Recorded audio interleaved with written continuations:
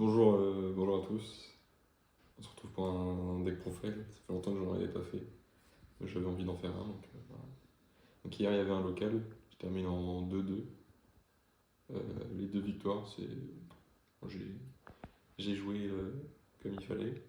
Les deux défaites, j'ai joué comme j'ai pu. J'ai perdu sur des trucs que je pouvais pas contrôler. Je me suis pris shifter et droll contre Malice. Et après, surtout le tennis, j'ai remonté deux fois le board, mais je me suis fait avoir au time. Donc voilà, tant pis. Je suis plutôt content de la manière dont j'ai joué, c'est le plus important. Donc là, on est sur un deck White Forest. On travaille depuis quelques mois avec un pote dessus et ça se passe bien. J'aime bien le deck, j'aime bien comment il tourne, j'aime bien la mécanique. Donc voilà. Donc on va passer au deck profile. On commence avec les normes. 3 Astellar de Sylvie. Parce que Astellar reste la meilleure norme, malgré ce que les gens peuvent dire. Maintenant, en plus, grâce à d'extra deck, on a une carte qui permet de, même si on se fait interrompre assez large, d'amener quand même autre chose, un autre tuner. Donc c'est bien. Parce que c'était ça la faiblesse d'Astellar, c'est que si elle se faisait interrompre, on n'avait pas forcément de tuner en, sur le terrain. Mais voilà, maintenant c'est très bien. Et puis de toute façon, on essaie de la protéger avec les cartes Azamina, parce que c'est White Forest Azamina. Ensuite, pour les extenders, qui sont aussi un peu des starters, la 3LZ, c'est peut-être la meilleure carte du deck. Elle est, elle est géniale. Hein. Je sais pas quoi dire de plus, elle est juste trop forte. Et Astellar reste un meilleur starter. Et on a la Sylvie, parce qu'il faut un maximum de name. Elle est pratique, elle permet de draw en plus, donc c'est quand même pas mal. Et puis, elle permet quand on a Astellar au cimetière, si on n'a pas encore pu la reborn, de cost une magie piège pour reborn Astellar, pour continuer d'extend. Ensuite, on a une petite nouveauté de LZ Zamina, le nouveau support. Elle est vraiment phénoménale la carte. Avant, si on ne commençait pas avec Astellar et qu'on n'avait pas accès à la Toybox, c'était compliqué de faire Diabel avec un synchro-tuner pour reprendre une magie piège du cimetière. Maintenant, grâce à elle, c'est peu importe ce qu'on a à peu près de ces trois-là, on peut finir sur Diabel qui reprend une magie piège. Et ça, c'est vraiment bien. Donc voilà, elle est vraiment géniale cette carte. En plus, elle permet de lier, et ça c'est bien parce qu'avant c'était pas possible, mais c'est la carte qui lie les engines Zamina et White Forest. Donc maintenant, c'est vraiment génial. Ensuite, on a un Tails et un Butin du péché de la forêt blanche. Et cette carte elle est très bien, elle permet de faire des plays avec Gardien Chimère dans l'extra deck, par exemple. Elle permet aussi de se cost et elle peut être cherchée par LZ ou alors être posée par Diabellstar. Et voilà, elle est vraiment très cool. Et Tails est très bien à 1 en tout cas. On peut pas le mettre à plus parce que c'est pas un starter en elle-même. Il faut qu'on ait déjà un spellcaster ou une illusion sur le board pour pouvoir profiter de son effet. Donc c'est pas un starter, mais c'est une très bonne carte quand même. Ensuite on passe à l'engine Diabel. On a 3 Wanted, 3 Dual Star, une tromperie, une Azamina sanctifiée. Donc voilà, Wanted c'est vraiment génial. Diabel Star aussi, les ratios sont très bons, il y en a qui diminuent les Diabel. Nous on aime bien parce que Diabel plus n'importe quoi. Diabel plus soldat joué ça fait un full board. Donc on aime bien open Diabel, on aime bien multiplier les accès à Diabel. Et puis comme ça si on open Diabel plus ça, ou un accès à Diabel plus ça, on peut quand même profiter de Tails pour commencer nos plays White Forest. Donc c'est très bien. Tromperie du butin du péché, bah c'est génial. Voilà, ça permet de partir sur des plays Azamina. On peut aller chercher l'Azamina LZ avec, ou l'Azamina sanctifiée selon ce qu'on veut faire comme play. C'est très très cool. Ensuite pour la Toybox, on a 3 Toybox, 3 soldats, 1 tank. Plutôt classique comme ratio, il y en a qui descendent à 1-1. Mais vraiment, Diabel Star plus soldat, ça reste. C'est devenu un très très bon start. Donc c'est pour ça qu'on reste à 3 soldats et aussi à 3 Diabel. Donc voilà, ça c'est l'engine principale. Ensuite on va passer un peu au free spot. Free spot, du coup, on est à... Enfin, on est... Enfin, j'ai décidé de partir sur 3 PTT, 1 PTT, un Slayer. C'est très bien, parce que j'avais peur de Ryzel. Donc j'ai mis Slayer en main. Je suis pas tombé contre Ryzel hier, mais ça m'a servi. Les peu de fois où j'ai touché Slayer, ça m'a pas gagné la game, mais j'ai permis de remonter un peu le board. TTT, par contre, c'est vraiment une carte de fou furieux. Elle est absolument géniale. Je passerais peut-être à 2 TTT, ça serait bien, mais la carte a vraiment fait tout ce qu'elle devait faire. C'est absolument génial. Voilà. Ensuite, 2 Black Goat. C'est absolument presque mandatory pour le deck si on veut pouvoir faire quelque chose contre Detonator. Parce que Diabel envoie Black Goat, chaîne en Diabel, si l'autre répond pas, on peut faire chaîne 2 Black Goat et déclarer Detonator et on est tranquille pour le tour. Et on peut essayer de gérer le board sans avoir associé de Detonator. On a toujours tout le reste, mais c'est déjà ça de bon.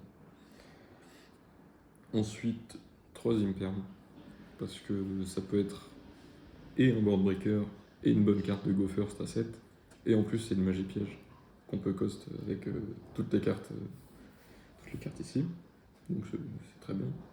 Un mono Veiler parce qu'on peut le tuto pendant la loop si on a déjà accès aux autres, et un mono Fuvaros parce que je sais pas trop, mais il est là.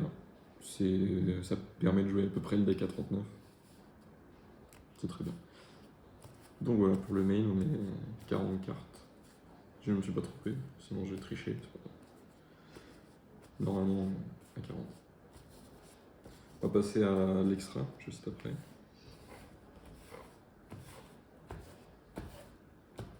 Alors, pour l'extra deck, on est sur une synchro de chaque en White Forest. Donc ça, c'est plutôt normal. C'est les bons ratios, ils se recyclent avec les monstres, avec les tuners du main deck. Donc c'est des ratios plutôt corrects. Enfin, pas corrects, mais que tout le monde utilise, parce que c'est normal, il n'y en a pas besoin de plus. RClà, on l'a fait pendant le combo. C'est elle qui peut aller chercher Veiler ou continuer sur le play White Forest si on n'a pas assez. Diabel, elle est très bien, elle permet de reprendre par exemple un PTT qu'on aurait cost, des trucs comme ça. Et RClà, Silvera, c'est celle qu'on fait très souvent, quasiment tout le temps, de Diabel pendant le tour adverse pour face down son board. Il y a un autre, c'est pas vraiment une carte White Forest, mais c'est ce qui permet de transformer le combo Soldier plus Devil Star en full board. Parce qu'il s'envoie, enfin il se fusion contact en envoyant un magicien et un monstre de l'extra deck.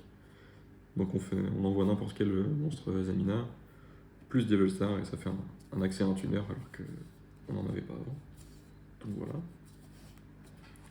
Ensuite, pour le package Azamina, on est là-dessus.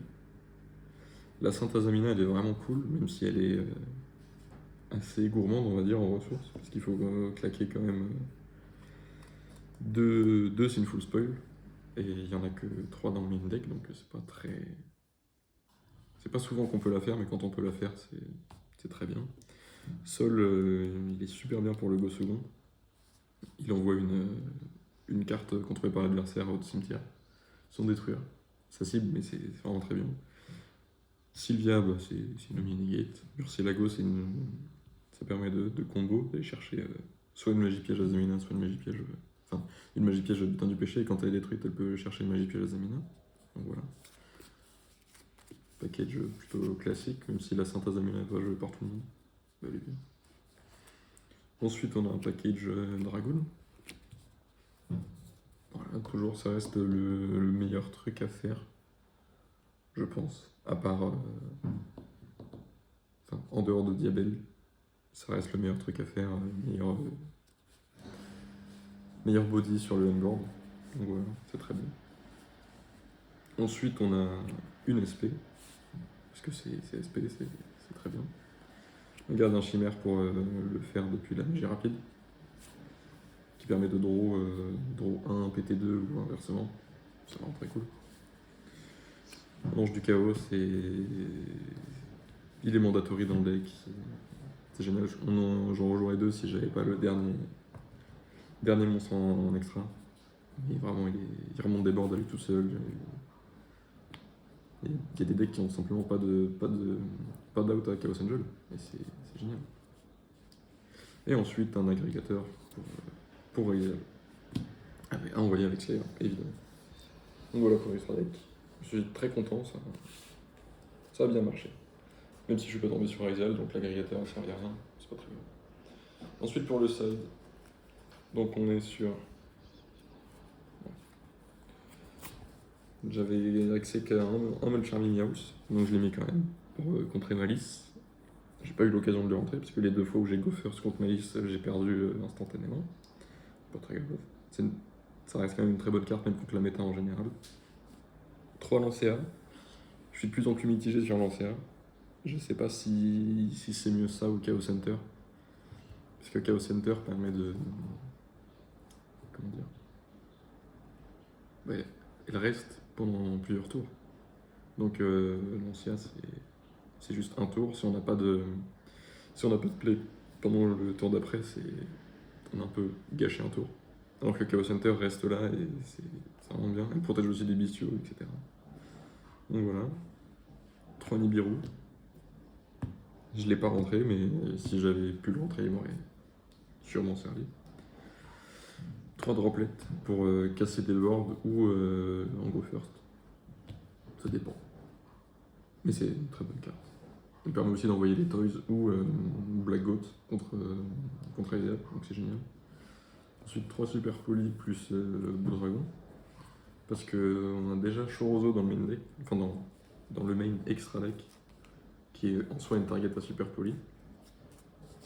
Mais pour être un peu plus versatile, j'ai rentré Blue Dragon. J'aurais voulu rentrer Garou, mais j'ai pas la place. Donc c'est tant pis. Et une barrière dim, rentrer en go first évidemment, vu qu'on joue 3 PTT main. On n'a pas vraiment besoin de rentrer plus d'autres choses que ça en go first. Donc voilà, c'était le deck. Ça tourne très bien, j'en suis très content. Et pas beaucoup de choses à dire, c'est très fort, c'est très agréable à jouer, j'adore le deck.